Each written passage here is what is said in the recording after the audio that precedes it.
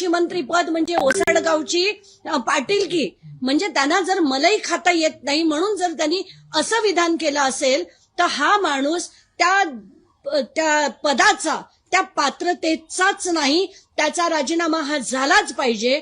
मी महाराष्ट्राच्या कानाकोपऱ्यातून सगळ्या शेतकऱ्यांना सांगते, एक पोस्ट कार्ड तुम्ही मुख्यमंत्र्यांना पाठवा की आम्हाला माणिकराव कोकाटे हे मंत्री, कृषी मंत्री म्हणून नकोत, असं त्यांनी एक कार्ड पाठवावं.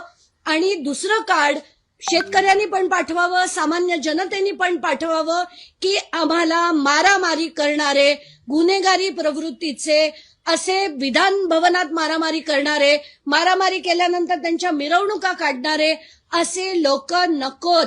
यापुढे राजकारणाला सुधरा. आम्हाला महाराष्ट्रात हे गलिच्छ राजकारण, गुन्हेगारीचं राजकारण यापुढे नको, असं लोकांनी एक ठणकवून एक पत्र हे सगळ्यांनी मुख्यमंत्र्यांकडे पाठवावं. त्याची सुरुवात आजपासून करावी आणि येत्या 8 दिवसाच्या आत प्रत्येकाला मी माझ्या ट्विटर हँडलवर ते टाकणार आहे. तो मजकूर प्रत्येक माणसाने, ज्याला महाराष्ट्राबद्दल अभिमान आहे, ज्याला मराठी भाषेचा अभिमान आहे, ज्यांना छत्रपतींचा अभिमान आहे आणि महाराष्ट्र पुन्हा घडवण्याची इच्छा आहे, त्या प्रत्येक व्यक्तींनी आता या राजकारण्यांना ठणकवून सांगायला पाहिजे की आम्हाला असं गलिच्छ राजकारण यापुढे नको. हे राजकारण आता बदला, नाहीतर आम्ही तुम्हाला बदलू, असं ठणकवून मेसेज हा प्रत्येक माणसानी, शेतकऱ्यांनी, सामान्य माणसानी येत्या एका आठवड्यात पाठवावा. त्याचा मजकूर मी माझ्या ट्विटर हँडलवरनं ट्विट करते. तो माध्यमांना विनंती आहे, तो लोकांपर्यंत पोहोचवा.